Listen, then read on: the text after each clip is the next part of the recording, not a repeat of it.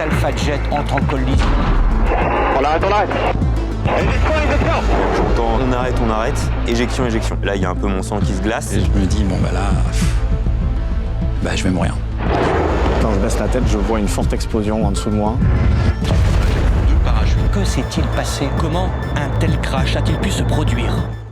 Un accident comme celui qu'on a subi à Saint-Dizier est forcément impressionnant et traumatisant. C'est-à-dire que vous êtes en vol et tout va bien, et puis d'un coup, c'est la vision d'horreur avec des avions qui explosent au sol, des collègues qui se retrouvent sous parachute, et puis une incertitude qui dure assez longtemps où on ne sait pas s'il y a des victimes. C'était un vol d'entraînement qui se passait on ne peut mieux. Très brusquement arrive l'accident. C'est la chose que chaque leader, que chaque patrouille redoute. Et derrière, il a fallu en discuter, savoir comment on fait pour reprendre les vols sereinement, sans brusquer les gens. Et donc il y a un vrai travail psychologique là, qui s'est installé sur le collectif. Votre rôle en tant que leader aussi, au moment de la collision, c'est d'emmener le reste de l'équipe au sol et de faire en sorte que tout se passe bien. Qu'est-ce qui se passe dans la tête d'un leader à ce moment-là? On est préparé à ça? Non. On sait que l'accident peut arriver, mais on se refuse toujours un petit peu d'y croire. Parce que ça reste rarissime et parce que ce jour-là, il n'y avait vraiment aucun symptôme qui pouvait laisser présager d'un tel événement. Non, moi, d'abord, il y a la stupéfaction, il y a se demander ce qui s'est passé, ne pas comprendre, ne pas identifier quels sont les avions incriminés. Il se passe quand même un petit peu de temps avant que j'arrive à avoir une vision d'ensemble de la situation. Il y a forcément le doute, le questionnement qui s'installe, l'angoisse même, je dirais. Et puis derrière, les responsabilités reviennent. Et effectivement, comme vous dites, il faut que je ramène mes 5 équipiers restants à la maison. Il y a les familles qui les attendent. Et là, on agit de manière quasi reptilienne. Voilà. On reprend nos procédures de base. On a l'autorisation de se poser assez vite. Et forcément, le temps est très long, avec beaucoup d'émotions qui nous submergent tous. Mais heureusement, on arrive tous à rentrer au parking et puis à couper les moteurs de nos Alpha Jet, très affectés, mais sains et saufs. On fait une activité risquée, on en est conscient, on évolue à quelques mètres les uns des autres, à plusieurs centaines de kilomètres/heure et à quelques dizaines de mètres à peine au-dessus du sol. Donc toute erreur peut très vite s'avérer fatale.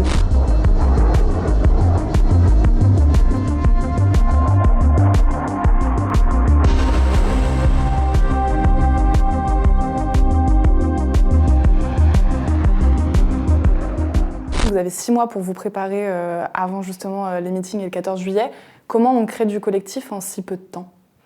Le premier point, c'est déjà sur le choix des nouvelles recrues, qui est primordial pour la cohésion du groupe. Et ensuite, derrière, il y a une méthode de travail, avec d'abord des vols à 4, ensuite des vols à 8, des figures qui se complexifient, l'emploi du fumigène qui arrive dans un deuxième temps. Vos entraînements, ils sont quand même assez intenses. C'est 2 séances de sport par jour, 2 vols par jour aussi. Et ça pendant 6 mois? Exactement. Il y a 6 mois de travail intense avant d'arriver au résultat final que l'on montre au grand public.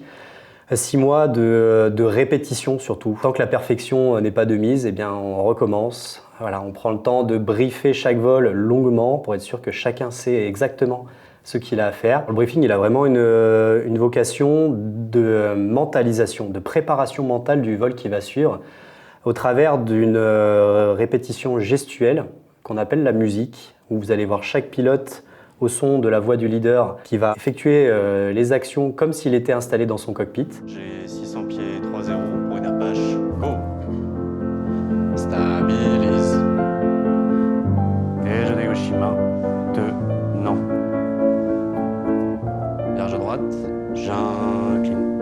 On y va, boucle. RP5, 1-5, genre du trim.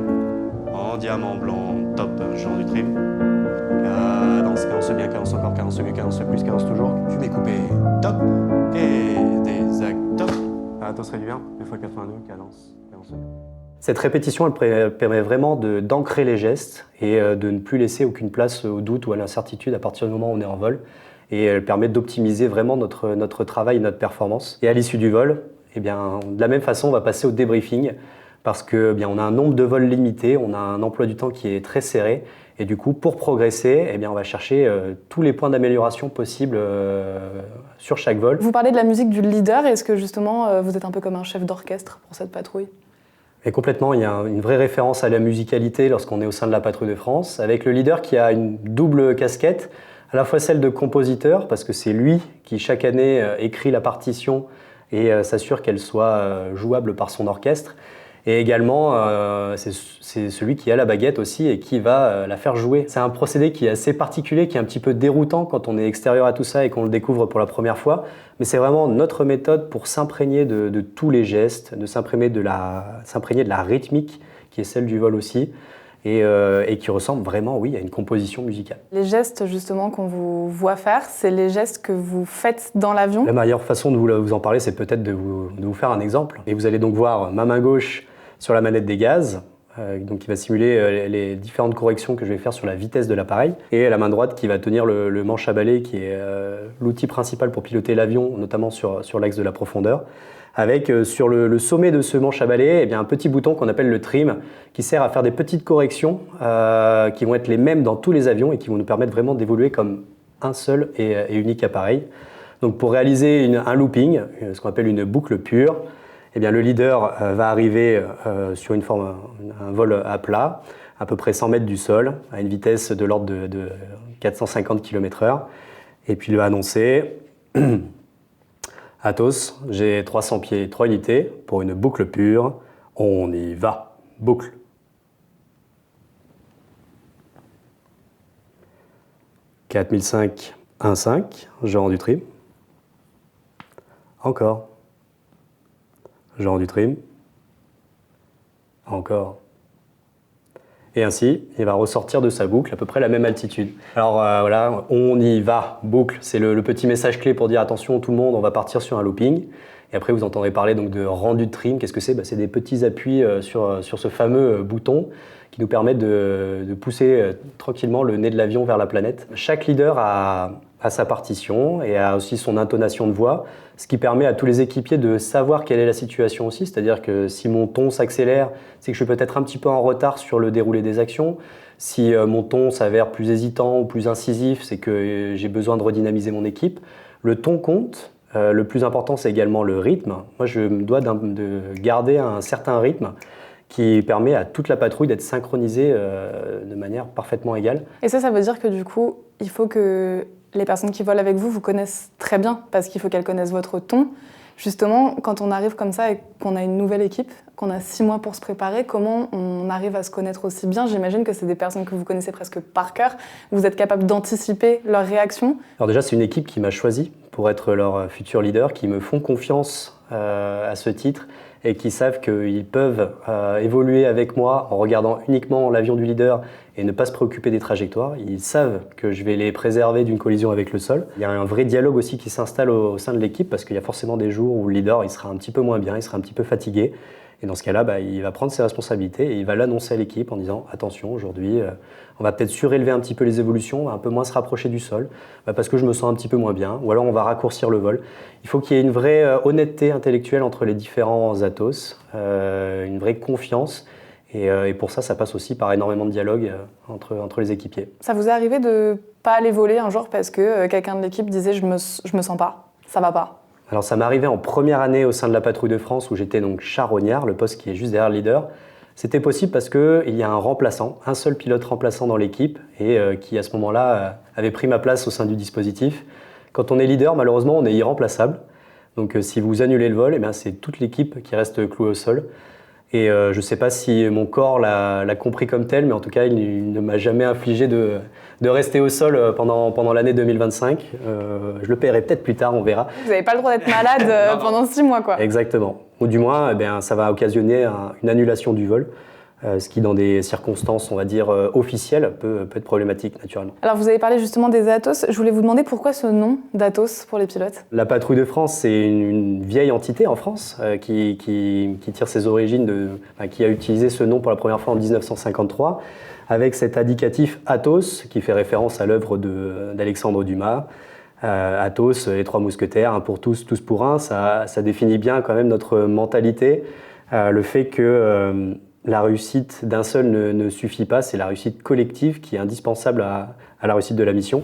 Et par contre, l'échec d'un seul peut tout compromettre, donc il y a une vraie responsabilité individuelle aussi à ce niveau-là. Quand on fait appel à un ancien, comme ça a été le cas pour nous l'an dernier, le plus dur, c'est que nous, on a construit un collectif autour de 9 pilotes.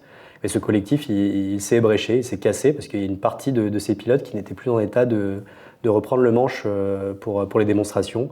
Et eh bien, on a dû utiliser un pansement pour cicatriser, qui était notre ami Kesh, qui est revenu occuper le poste de numéro 8.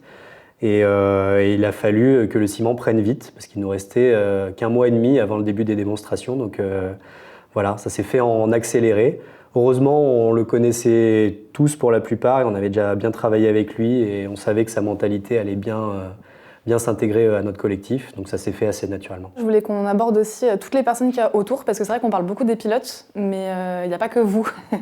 Il y a aussi tous les mécaniciens et tout le personnel qu'on voit aussi au sol. Ils font vraiment partie de l'équipe aussi, je présume. Exactement, et merci de les mettre en lumière, parce qu'on n'a pas souvent l'occasion de parler d'eux, et sans eux, on ne ferait rien. À la Patrouille de France, nous sommes environ 65 personnels. Et donc il y a les 9 pilotes qui sont le plus souvent sur le devant de la scène, mais dans l'ombre, il y a énormément de gens qui travaillent et qui travaillent d'arrache-pied. Je pense notamment à nos 45 mécaniciens qui bichonnent les avions comme la prunelle de leurs yeux et qui sont les premières personnes en qui on remet notre vie, parce qu'on ne fait pas la visite, on ne check pas l'avion avant de partir en vol, on fait une confiance aveugle à notre mécanicien. Jamais. Jamais, jamais, et on est les seuls dans l'armée à faire ça. C'est vraiment un trinôme entre un avion, un mécano, et c'est ce mécano qui choisit le pilote. Et pas l'inverse. Et pas l'inverse. Et c'est une vraie leçon d'humilité aussi pour le pilote, de se rappeler que sans son mécano, il n'est rien, parce qu'il n'a pas d'avion, tout simplement. On sait ce qu'on doit à nos mécanos, on sait tout le travail qu'ils fournissent pour qu'on puisse partir en vol en toute sécurité. Donc merci à eux.